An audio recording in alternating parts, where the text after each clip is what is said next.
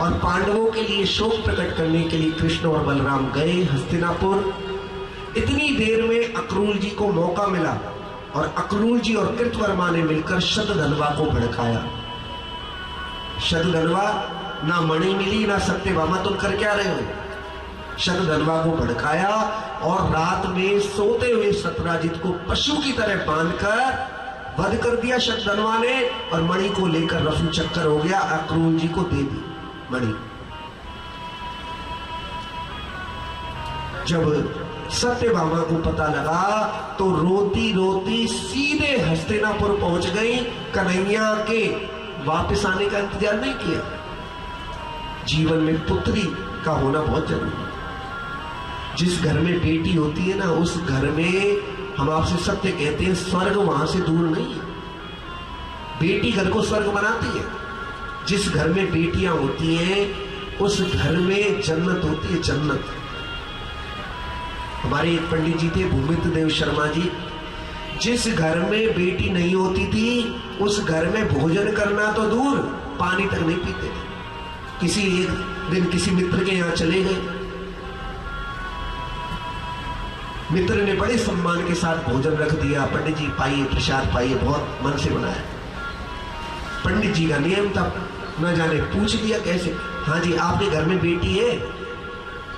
उन्होंने हाथ जोड़कर कहा पंडित जी बेटी तो नहीं है। तो बेटी नहीं है तो फिर हमारा क्या काम, हम भोजन नहीं कर सकते आपके? तो पंडित जी इसमें हमारी क्या गलती है? भगवान ही देने वाले, बेटा बेटी तो भगवान ही देते हैं ना, हमारी क्या गलती है इसमें? नहीं, गलती की बात नहीं कह रहे, पर हमारा नियम है कि जिस घर में बेटी ना हो उस घर में हम भोजन नहीं करते। पंडित जी उठकर वहां से चल दिए। उनको बड़ा कष्ट हुआ, मन में बड़ा पीड़ा हुई, अपार पीड़ा हुई। पंडित जी आए और बिना भोजन किए घर से चले गए। बाद में भगवान से प्रार्थना की। कई सालों बाद जब घर में बेटी आई तो फिर पंडित जी को दोबारा बुलाया, पंडित जी अब तो बेटी आ गई घर में, अब तो भोजन कर लो। हाँ अब भोजन करेंगे आपके। जिस घर में बेटी नहीं उसमें हमारा क्या काम, भोजन करने का। और फिर गए और तब जाकर उनके यहाँ भोजन। बेटे से लाखों गुना बढ़िया होती बेटी। माँ बाप के सिर में दर्द हो, तबीयत खराब हो, बेटा कह देगा विदेश में हूं, अभी फ्लाइट नहीं मिल रही, और बेटी को पता लग जाए कि मम्मी की तबीयत खराब है, माता जी की तबीयत खराब है, तो फ्लाइट मिले चाहे ना मिले कुछ भी करके वो पहुंच जाएगी अपने माता पिता का पता लगाने के लिए।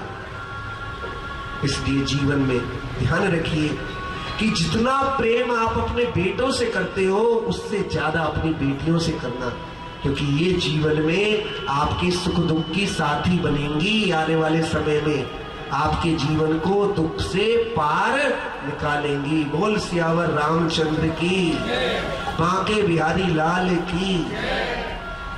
सत्यभामा जी पहुंच गई। कन्हैया ने, बलराम जी ने भागते हुए शतधन्वा को पकड़ा और उसका वध कर दिया। लेकिन जब तलाशी ली गई तो मणि नहीं मिली। कन्हैया कहने लगे भैया या मणि पे तो बड़ा उपद्रव है, रो द्वारका में।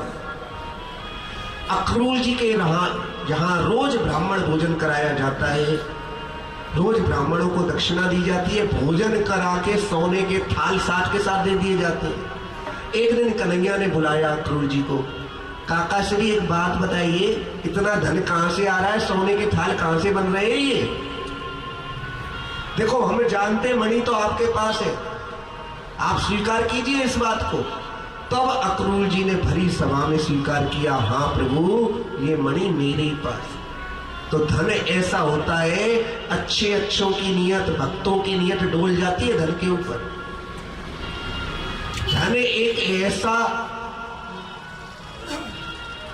भगवान की माया है धन के अच्छे अच्छे मोहित हो जाते हैं धन को देखकर, उनका ज्ञान और वैराग्य बह जाता है।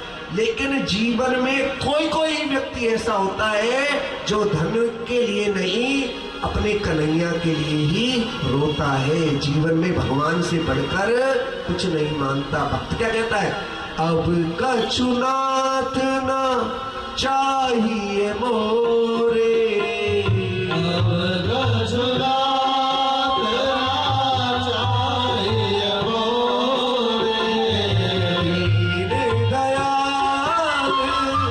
अनुग्रह तोरे।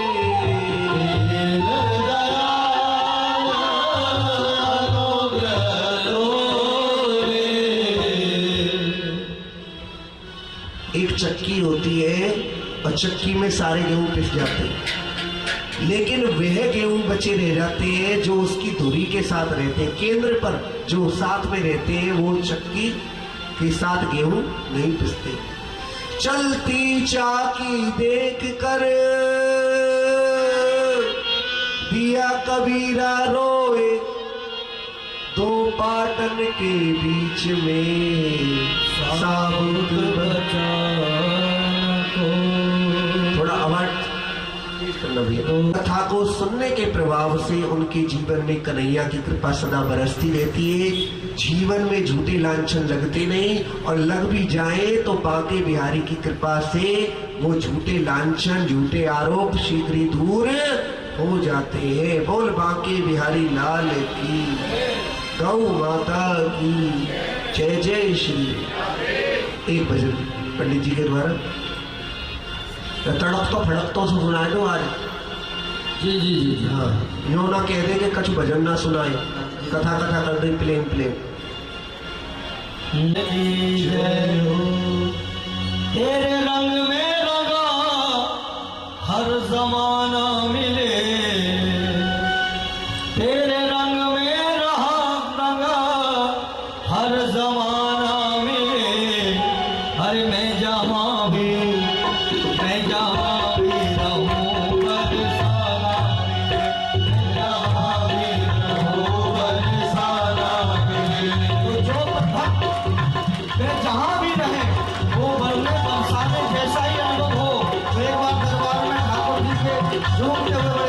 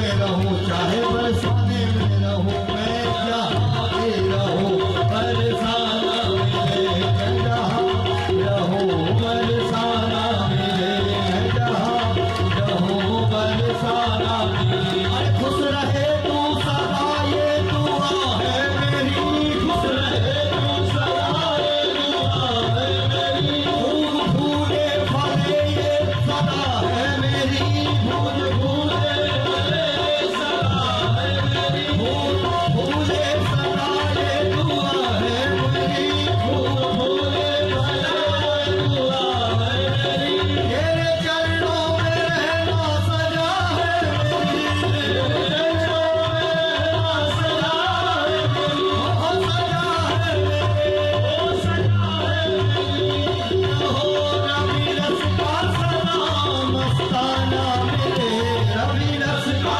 सलाम मस्ताना मिले जहाँ मैं रहूं बरसाना मिले रहूं बरसाना ओ मेरो राधा रमण गिरधारी श्याम बनवारी मेरो राधा रमण गिरधारी श्याम बनवारी ओ मेरो राधा रमण मेरो राधा रमण मेरो राधा रमण मेरो राधा रमण मेरो राधा रमण प्यारा राधा रमण मेरो राधा रमण प्यारा राधा रमण मेरो राधा रमण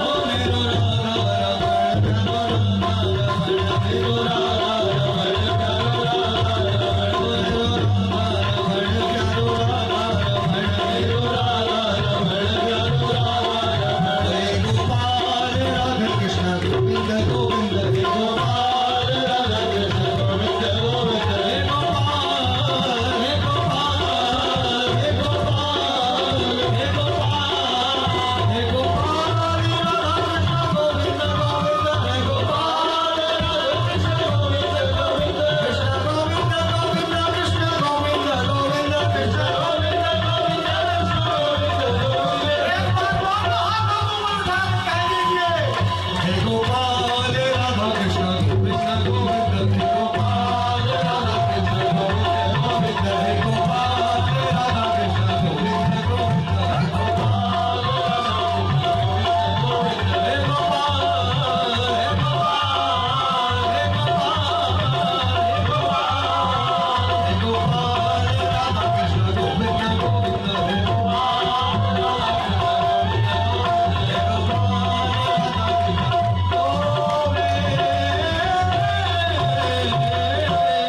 कृष्ण गोविंद गोविंद भगवान की जय परम श्रद्धेय व्यास जी महाराज की जय।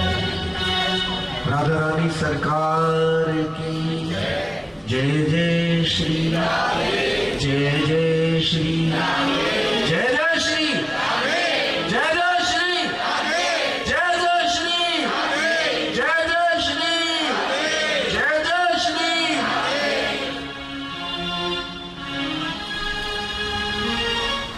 कि 16,100 रानियों को भौमासुर नाम के दुष्ट ने बंदी बना रखा।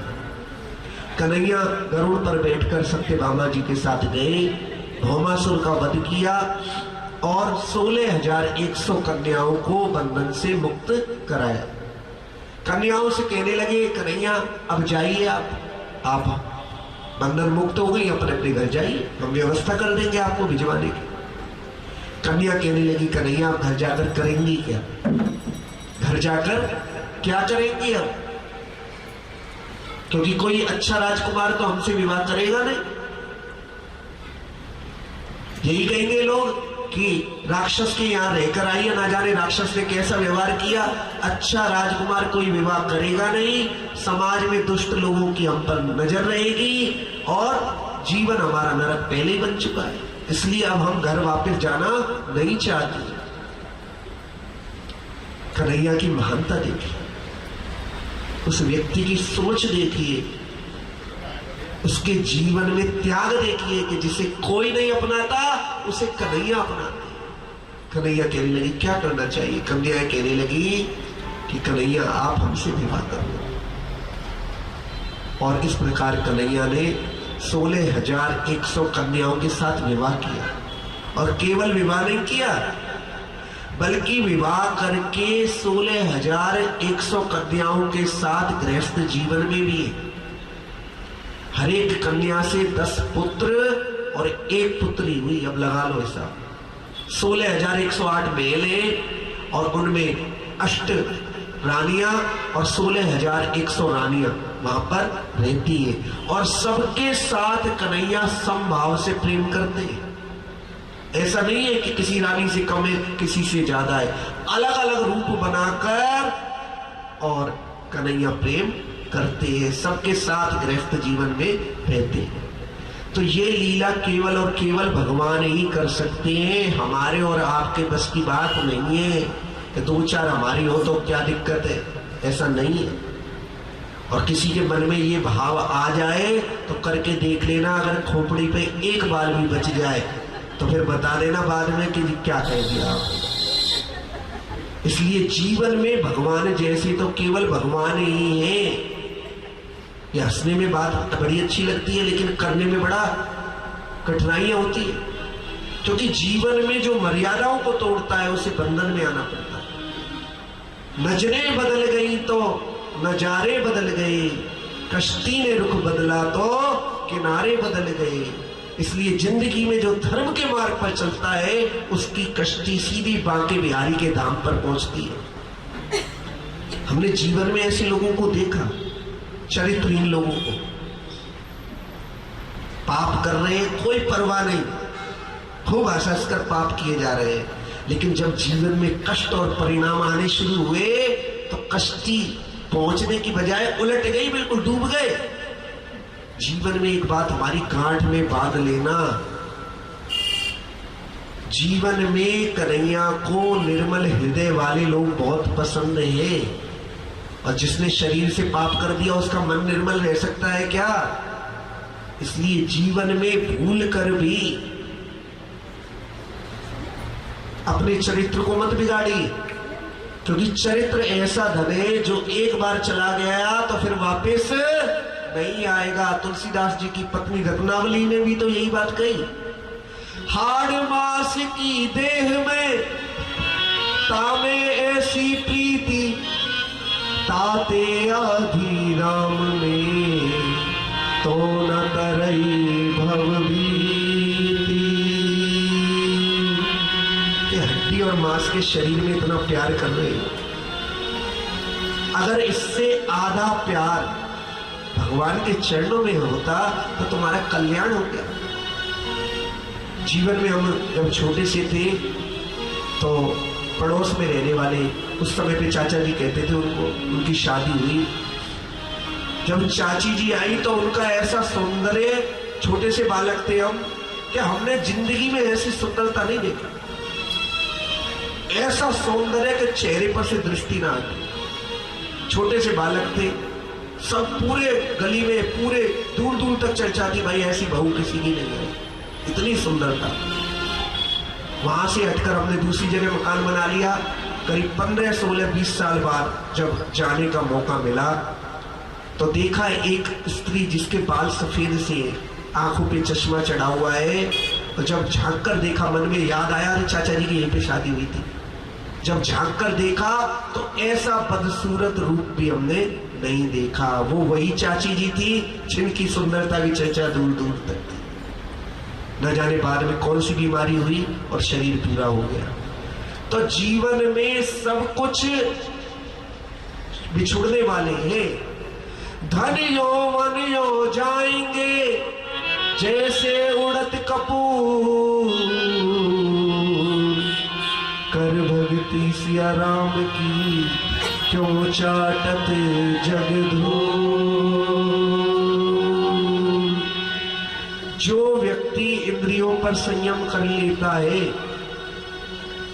जो व्यक्ति इंद्रियों पर नियंत्रण कर लेता है, अपनी आंखों को संयम में रखता है, उसे इंद्रियों पर विजय प्राप्त होती है। और इंद्रियों पर विजय प्राप्त कैसे होती है? भोजन से। खूब दही बल्ले पड़ा के और गोंद के लड्डू चल रहे हैं तो संयम कहां से आएगा? आज सुनो जी, शाम को वहां से रेस्टोरेंट से मंगवा लेना खाना, हम तो वहीं का खाएंगे चटपटा। तो जीवन में संयम जो होता है वो साधारण शुद्ध घर के भोजन से होता है। जीवन में इंद्रियों पर नियंत्रण भोजन से होता है। यदि आपका भोजन सात्विक है तो मन भी सात्विक होगा। आपको मालूम है, अच्छे अच्छे रेस्टोरेंटों में जहां पर वेजिटेरियन का बोर्ड लगा हुआ होता है, रसोई में नॉन वेज बनता है। रसोई में नॉन वेज बनता है और सप्लाई होती है। आप लोगों को तो पता ही नहीं लगता, वेजिटेरियन का बोर्ड लगा होता है और जिस खाने में आप खा रहे हो चटकारे ले लेके, वहीं पर उसी कलछी से मांस का खाना भी परोसा जा रहा है। इसलिए घर का बना हुआ शुद्ध खाना खाइए, इसी से मन निर्मल होगा। ये जो रेस्टोरेंटों में बैठ बैठ कर खाते हो, ये बनाने वाले कोई सात्विक विचारों के नहीं है। कि तुम सोचो कि भगवान की पूजा पाठ करके माला फेर कर तुम्हारे लिए भोजन बनाते होंगे। ये वो लोग हैं जो खूब नॉनवेज खाते और गंदे संदे तरीके से बना देते और फिर उसको आपके सामने बड़े आकर्षक तरीके से परोस कर रख देते। ले, हम तो डूबेंगे, तुम्हें भी डुबा के मानेंगे, खाओ इसको। जीवन में भोजन पर जिसका संयम होगा, जिसकी नजरें बिल्कुल कन्हैया के अतिरिक्त इधर उधर नहीं भटकेंगी, वो जीवन में कन्हैया के चरणों तक पहुंच जाएगा। बोल बांके बिहारी लाल की, गौ माता की।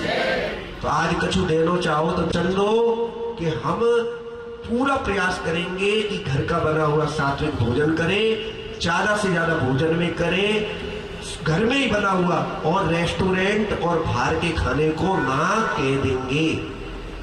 जीवन में स्वास्थ्य भी मिलेगा और जीवन में धर्म भी बचा रहेगा। बोल बांके बिहारी लाल की, गौ माता की जय जय श्री।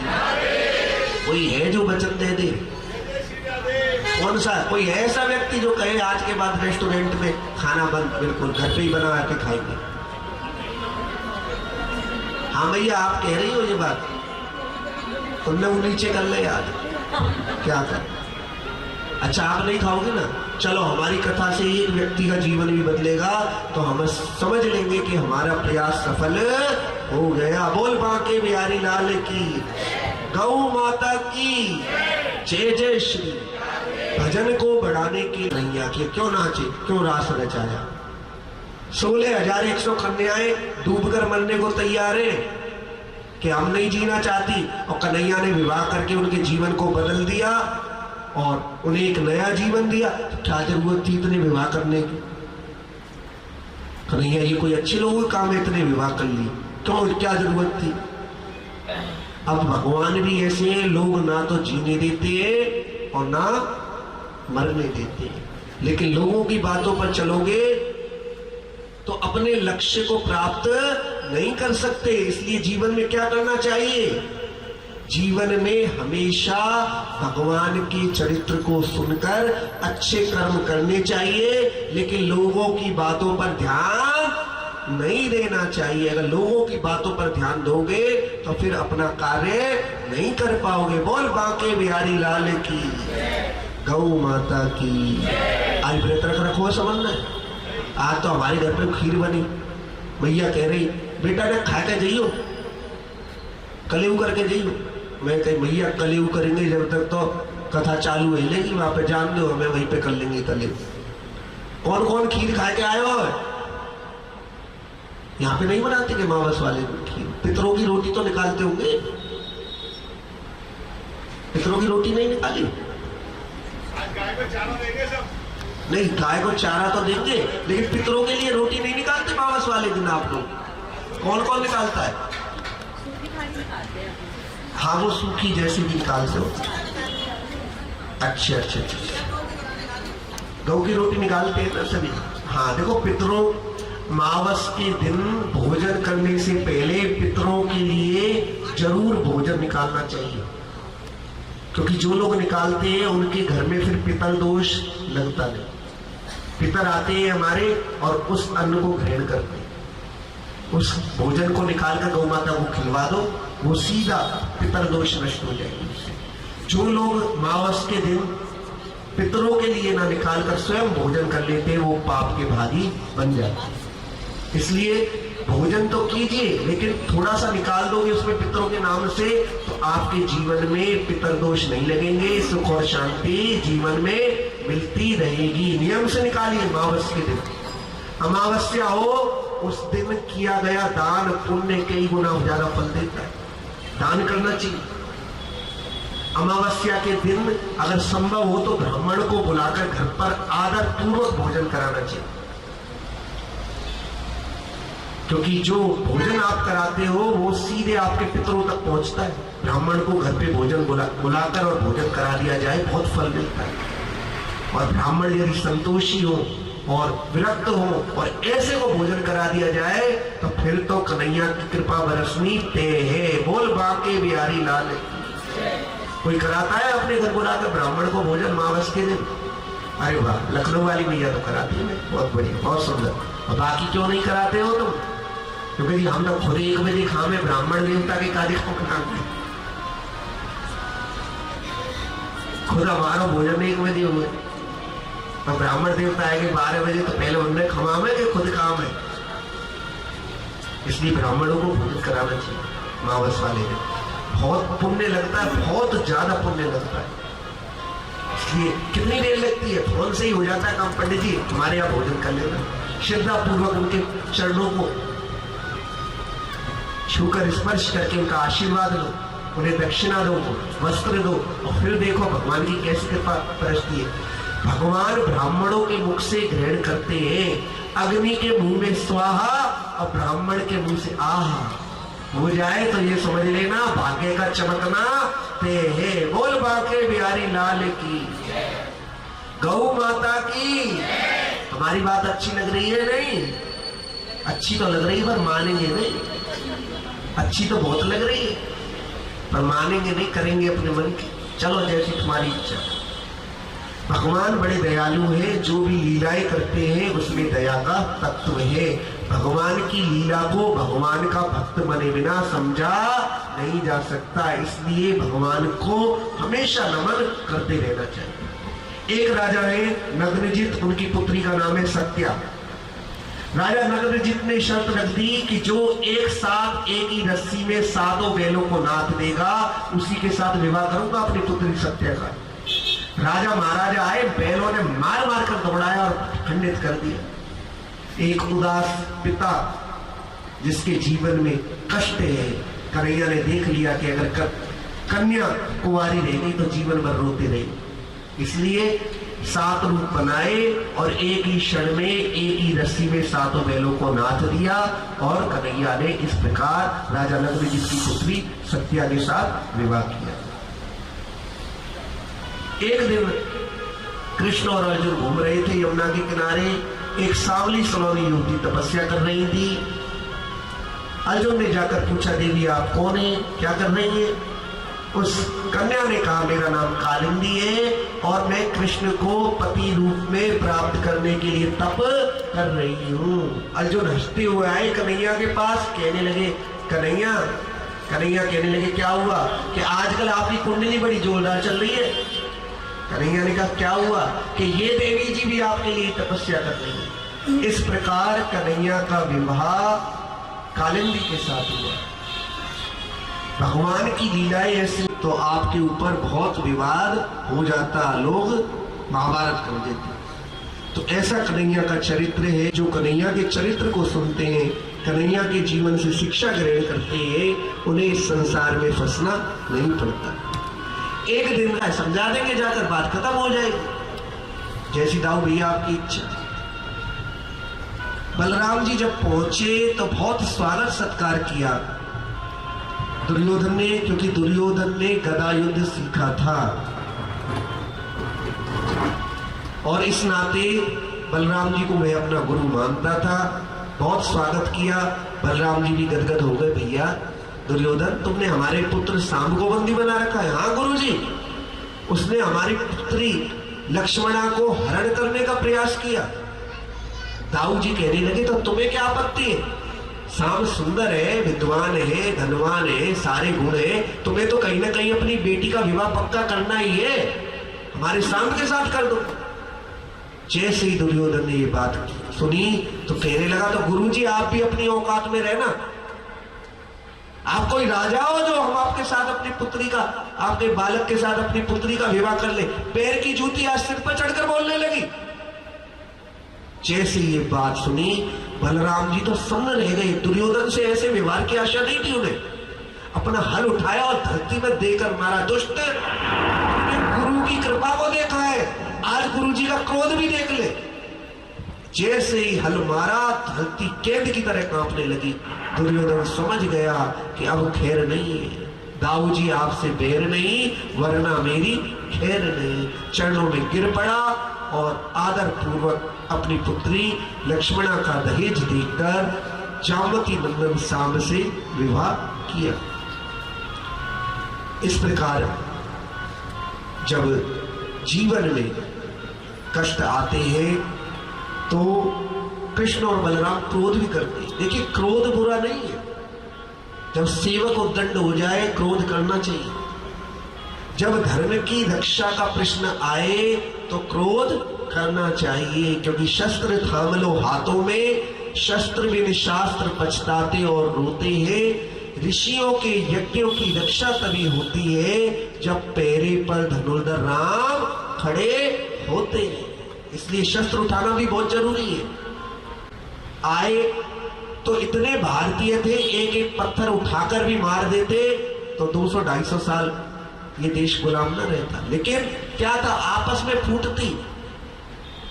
अंग्रेजों ने शासन कैसे किया, फूट डालो, भाई भाई से लड़ा दिया एक दूसरे को, और संगठित हुए नहीं और अंग्रेजों के गुलाम बन गए। जिस घर में एक मुखिया होता है वह घर बहुत अच्छे तरीके से चलता है, और जिस घर में सारे मुखिया बन जाए तो उस घर का क्या होगा ये तो आप लोग जानते हैं। मुखिया हमेशा एक होता है और मुखिया के हिसाब से चले तो बहुत जीवन में सुख संपत्ति मिलती है। जहां सुमति तहां संपत्ति नाना,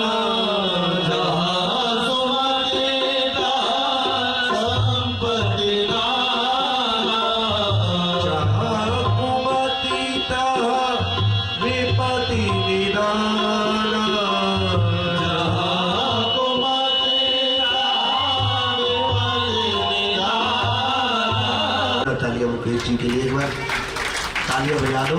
मुकेश जी, थोड़ा सा समय की कमी है, थोड़ा इस बात का जरूर ध्यान रखिएगा, कहीं भाव में ऐसे बह जाओ। हाँ, थोड़ा सा समय का ध्यान रखना, बहुत ज्यादा भूमिका नहीं माननी, सीधा भजन पे आ जाओ। हाँ, बोल बांके बिहारी लाल की जय हो।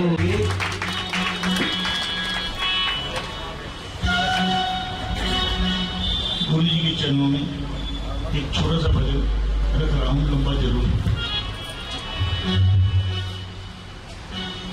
ना मैं मांगू खेल खिलौना, ना मैं लाल फरारी,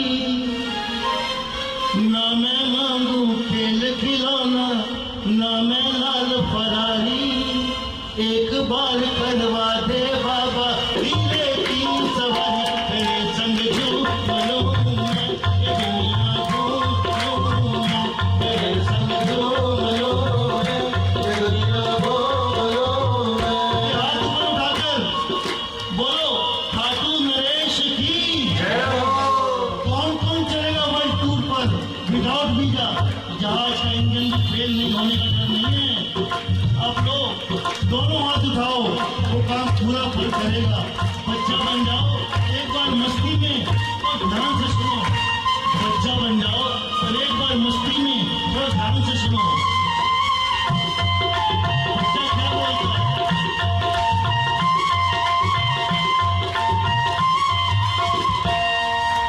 मैं भी देखूं लीला घोड़ा कैसी दौड़ लगाता, मैं भी देखूं लीला घोड़ा कैसे दौड़ लगाता। कोई प्रेमी याद करता बस दौड़ा आता।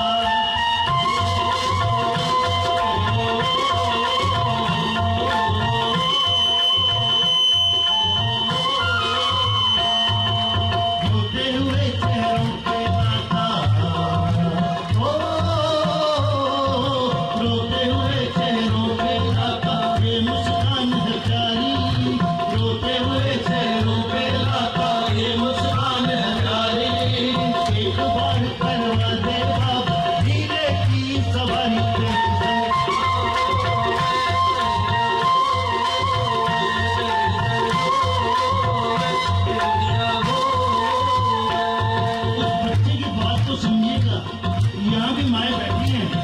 उस बच्चे ने क्या कहा, बाबा मेरी माँ का एक बात समझा दो, बाबा मेरी माँ को एक बात समझा दो, जब भी इससे कुछ मांगता हूँ ये कहती है बाबा देगा, जब भी इससे कुछ मांगता हूँ ये कहती है बाबा देगा। कौन सी बात? यह कहकर रोने लगती है। क्या करती है? यह कहकर रोने लगती है।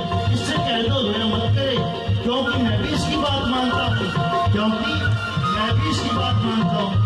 इतना एक दिन माया कहती है, इतना एक दिन तू तो लीले चढ़ जाएगा, इतना एक दिन तू तो लीले चढ़ जाएगा।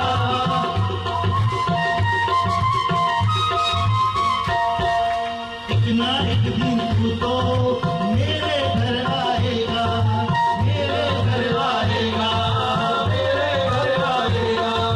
रूठ गई जो खुशियाँ हमसे, रूठ गई जो खुशियाँ हमसे, वापस लौट आएगा, वापस लौट आएगा। किस किस को भरोसा है उसकी खुशियाँ वापस देने पर? किस किस को भरोसा है उसकी खुशियाँ वापस देने पर? तेरे संग झूम लूं मैं, ये दुनिया घूम लूं मैं, तेरे संग झूम लूं मैं, ये दुनिया घूम लूं मैं।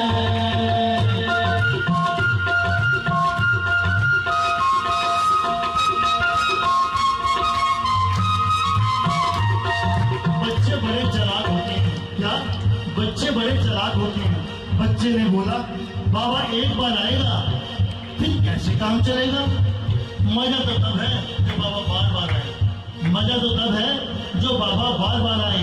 बच्चे ने माँ को बोला, बाबा की पसंद क्या है? बच्चे ने माँ को बोला, बाबा की पसंद क्या है? माँ बोली, खीर और चूरमा, तुझे भी तो बनाकर खिलाती हूँ। बच्चे ने बाबा से क्या कहा, माँ के हाथ का खीर चूरमा इस दिन तू खाएगा, माँ के हाथ का खीर चूरमा इस दिन तू खाएगा। सच कहता हूँ बाबा भूल नहीं पाएगा, सच कहता हूँ बाबा भूल नहीं पाएगा। आना जाना आना जाना लगा रहेगा, होगी पक्की यारी, आना जाना लगा रहेगा, होगी पक्की यारी।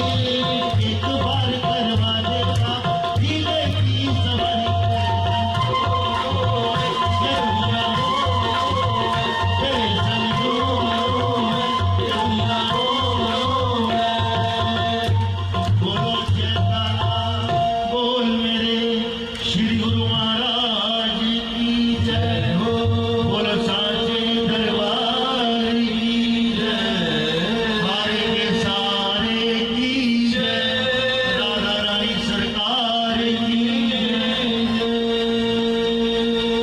बहुत सुंदर है, जोरदार तालियां मुकेशी के लिए। बहुत अच्छा भक्ति में डूबकर भजन गाते और परमात्मा की इनके ऊपर ऐसी कृपा है और भजन भी साथ रखते हैं।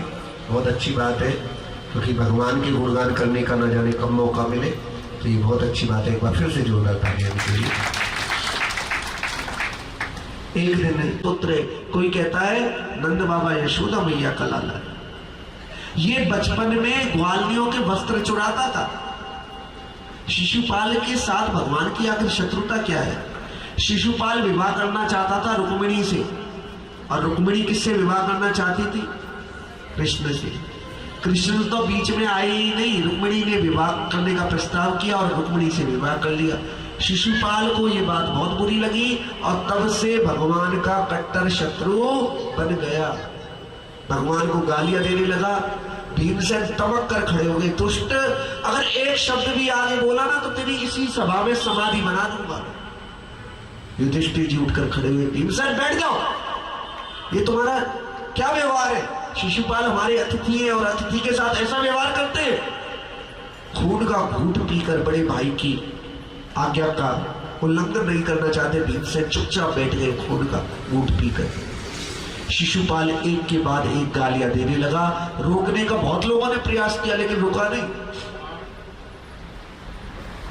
99 गाली दे दी तो कन्हैया कहने लगे, एक गाली और दे सकते हो शिशुपाल? शिवपाल कहने लगा, तू रोकेगा मुझे?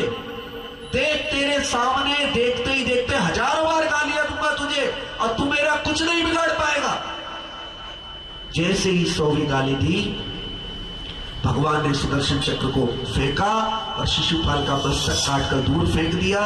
एक किरण निकली और भगवान के चरणों में समा गई। इसका अर्थ यही है कि भगवान ने शिशुपाल को भी मुक्ति प्रदान कर दी, अपने अंदर उसको विलीन कर लिया। जब भगवान ने सुदर्शन चक्र को वापस बुलाया तो भगवान की उंगली कट गई। द्रौपदी ने बहुत महंगी साड़ी पहन रखी थी, लेकिन भगवान के लिए साड़ी की परवाह नहीं की, तुरंत अपनी साड़ी फाड़कर और पल्लू की साड़ी कन्हैया के हाथ पर वो टुकड़ा लपेट दिया। तब कन्हैया ने कहा, द्रौपदी, समय आने पर तुम्हारी साड़ी के धागे का एक एक धागे का कलजा उतारूंगा। उतारा नहीं उतारा? उतारा।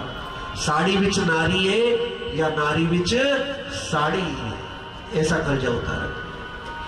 भगवान किसी का भी रखते नहीं है। कल भी कहा था हमने, हम गौशाला में रहते हैं। जिन भक्तों ने गौ माता की सेवा की है उनके जीवन में आज खुशहाली है। गौ माता की सेवा करने से पहले दुखी थे, लेकिन आज गौ माता की सेवा करने के बाद जीवन में सुख शांति का वास है। इसलिए जब भी मौका मिले गौ माता की सेवा जरूर कीजिए। अपने हाथ से रोटी खिलाइए, अपने हाथ से गौ माता को चारा डालिए। कहीं पर अभाव है तो वहां पर गौ माता के लिए सेवा कीजिए। क्यों? क्योंकि गौ माता ऐसी फकीर है जो अपने लिए नहीं मांग सकती। आदमी ऐसा जीव है जी, अपने लिए भी मांग लेता है और अपने परिवार के लिए भी मांग सकता है, लेकिन गौ माता किसी से मांग सकती है क्या? गौ माता के लिए तो कन्हैया के भक्त ही प्रयास करते हैं। इसलिए गौ माता के लिए हमेशा दान करना चाहिए। उन्होंने भी जब गए गौशाला पर, हमने प्रस्ताव दिया जी यहाँ पर गौ माता के लिए पानी पीने की केल बनेगी, 1 सेकंड नहीं लगाया, बनवा लीजिए गौ माता के लिए पानी पीने की केल। तो ये जीवन में बहुत बड़ी कृपा है। गौ माता के लिए आप सेवा करोगे तो जीवन में गौ माता की कृपा लौटकर आपके पास आएगी। गौ माता की सेवा करनी चाहिए नहीं करनी चाहिए? करनी चाहिए नहीं करनी चाहिए? और आज क्या वार है? आज सोमवार। और कौन सा दिन है? सोमवती मावस। लोग गौशालाओं में जाते हैं दान करने के लिए। आपके पास गौशाला खुद चलकर आई हुई है। कितना बड़ा कन्हैया ने आपके कल्याण के लिए सौभाग्य सूचक दिन चुना है कि कथा का विराम हो रहा है, वो भी सोमवती मावस के दिन। लोग यात्रा करते हैं, तीर्थ यात्रा करने जाते हैं, गंगा स्नान करने जाते हैं, लेकिन गौ माता के लिए सेवा करने के लिए गौशाला को ही भेज दिया यहाँ पर। तो ये बहुत बड़ी सेवा है। इसलिए गौ माता की सेवा से जीवन में जुड़ने का सदैव प्रयास कीजिए। गौ माता की सेवा करोगे सभी? कौन कौन करेगा? सभी करेंगे। मर जाऊं मांगू नहीं, मुस्कुराहट होनी चाहिए। तो जीवन में ऐसे भक्त भी, एक बार जोरदार तालियां पवन मंडल जी के लिए, काशी मंडल के लिए, जो गौ माता के सच्चे भक्त हैं। हमेशा गौ माता की इनको चिंता रहती है। जब भी जाएंगे यही बात करेंगे, गौ माता का ये काम पड़ा हुआ है, ये काम पड़ा हुआ है। हम तो ये चाहते हैं आप तो बस कथा करो, गौ माता की समस्याएं अपने आप हल होती हुई चली जाए, ऐसे भक्त आपके साथ जुड़ जाए। तो इनको क्या स्वार्थ है इससे? भाई ये इनका यही तो मकसद है ना कि जीवन में गौ माता किसी तरह अभाव में ना रहे। अगर छत नहीं है, गौ माता धूप में बैठी हुई है, तो उसके ऊपर छत आ जाए। यही तो है जीवन में, और इनको क्या मिलना है उससे? लेकिन जानने वाला जानता है कि इनको क्या मिलेगा। कन्हैया की पूरी पूरी कृपा मिलेगी। इनके जीवन में पूरी पूरी कृपा बरस रही है, और जब जीवन में कन्हैया की कृपा होगी तो गोलोक धाम के भी वासी बना देंगे। बोल बांके बिहारी लाल की। एक बाबा आते थे, 70-75 साल की आयु, साइकिल पर जहां देखो वहीं पर रोटियां बंधी रहती थी। हमने पूछा, बाबा कहां से लाते हो इतनी रोटियां? और झुककर चलते थे। आप विश्वास नहीं कर सकते, हमें तो बड़ा आश्चर्य होता था कि ये साइकिल चलाते कैसे, बिल्कुल झुका हुआ शरीर। कहने लगे कि लोग बड़े आलसी हो गए, गौशाला तक नहीं आते, इसलिए मैंने अपनी गली में सबको कह दिया जा जाकर कि जो भी गौशाला के लिए रोटी देना चाहता है वो मुझे दे दे और मैं सबकी रोटी लेकर आता हूँ। रोटियों को छांट छांट कर कैरियर देखो तो रोटी बन रही, हैंडल पर रोटी, इधर रोटी, आगे रोटी, पीछे रोटी, जहां देखो वहीं पर रोटियां बनी रहती थी और गौ माता को खिलाते थे अपने हाथ से। तो जीवन में ऐसे भक्त होते हैं, तभी जीवन में भलाई के कार्य, अच्छाई के कार्य आगे बढ़ते। जीवन एक रिक्शे वाला आया और हम गेट पर खड़े हुए थे, उसकी रिक्शा बैलेंस नहीं बना और वो रिक्शा पलट गई और रिक्शा हाथ पर जाकर गिरा। उस गरीब के दिल से आह निकली, कहने लगा इतनी बड़ी गौशाला बना रखी है, रास्ता नहीं बनवा सकते? ऐसे बोला उसने, इतनी बड़ी गौशाला बना रखी है, रास्ता नहीं बनवा सकते, रास्ता ठीक नहीं करवा सकते क्या? उसके हाथ में बड़ी चोट लगी हुई थी। कहने लगा अब मैं कैसे कमाऊंगा, मेरा परिवार कैसे भोजन करेगा? हमें अंदर तक बड़ा झकझोर दिया इस घटना ने। राधा रानी से प्रार्थना की, राधा रानी अब ऐसे शब्द ना सुनवाओ हमें कि गरीब आदमी आकर हमें भी लताड़ कर चला जाए कि गौ माता के लिए क्या करते हैं। और हमारे भैया पवन बिंदल जी की प्रेरणा से यहाँ के भक्त ने पूरे गौशाला का खड़ंजा बनवा दिया था, जहां ट्रैक्टर, बड़ी बड़ी गाड़ियां आज शाम से दौड़ रही हैं। एक बार जोरदार तालियां उस भक्त के लिए जिन्होंने ऐसा सुंदर कार्य किया। हमारे भक्त राजकुमार जी, हमारे भक्त जोगिंदर मित्तल जी, अमृतलाल जी और सुरेश जी का भी परिवार है, वो भी गौ सेवा से जुड़ेंगे। ये सभी भक्त ऐसे हैं जो गौ माता के जीवन में खुशियां ला रहे हैं। एक बार समस्त मित्तल परिवार के लिए एक बार जोरदार तालियां, जिन्होंने इतना सुंदर प्रयास किया है। ये कथा भी इसलिए रखी गई थी कि यहाँ पर गौ माता की सेवा से ज्यादा भक्त जुड़े और हमें खुशी है कि यहाँ पर ऐसे भक्त जुड़े हैं। शायद हो सकता है अगले 2-3 महीने में ही यहाँ पर शिव पुराण की कथा भी हो। और ये कौन सा मंदिर है? ये श्री रघुनाथ मंदिर। तो हो सकता है बहुत जल्दी आपके बीच में फिर से आने का मौका मिले। श्री रघुनाथ मंदिर है ये, यहाँ पर डेट आपको बता दी जाएगी, लेकिन हमें लगता है गौ माता की जल्दी ही बुलाएगी और यहाँ पर शिव पुराण की कथा भी बहुत जल्दी होगी। तो आप लोग अभी से आमंत्रित हो सभी, जब भी शिव पुराण की कथा हो तो आप लोग जरूर आइएगा विज्ञान विहार के अंदर शिव पुराण की कथा को सुनने के लिए। सूचना आप लोगों को मिल जाएगी, आनंद जी से आप संपर्क कर सकते हैं। हमारी मैया जी बैठी हैं, यशोदा मैया, क्या नाम है इनका, इनसे भी संपर्क कर सकते हैं। लेकिन जीवन में धन नहीं है। एक दिन पत्नी कहने लगी कि आप अपने मित्र द्वारकाधीश के पास क्यों नहीं जाते? कन्हैया की बात जब सुनी तो सुदामा जी कहने लगे तो क्या मांगने के लिए जाऊं? सुशीला जी कहने लगी मैंने कब कहा कि मांगने के लिए जाओ, लेकिन उनके दर्शन तो करके आओ, तो क्या खाली हाथ जाऊं? टूटे फूटे चावल लेकर चल पड़े और पैरों में चप्पल नहीं, जूते नहीं, फटी सी धोती, और क्या कह रहे हैं? मेरा आपकी कृपा से सब काम हो रहा है, मेरा आपकी कृपा से सब काम हो रहा है। करते हो तुम कन्हैया, करते हो तुम कन्हैया, मेरा नाम हो रहा है, मेरा आपकी कृपा से सब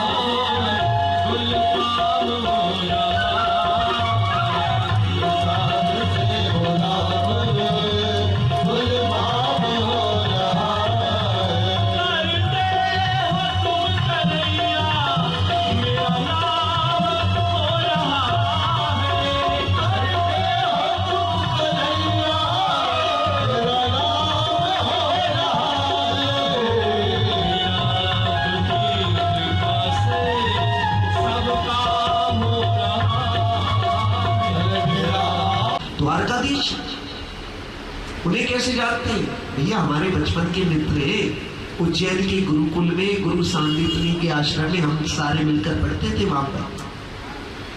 बड़ा चकित रह गया वो राहगीर के भगवान ने ऐसों को भी अपना मित्र बना रखा है।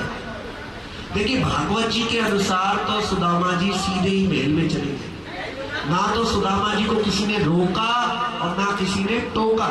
भक्त के लिए कोई भी रोक टोक नहीं है। भागवत जी के अनुसार तो सीधे ही सुदामा जी महल में चले गए। लेकिन भक्त नरोत्तम दास जी ने बड़ा सुंदर भाव दिया कि जब सुदामा जी पहुंची और द्वारपाल ने पूछा किससे मिलना,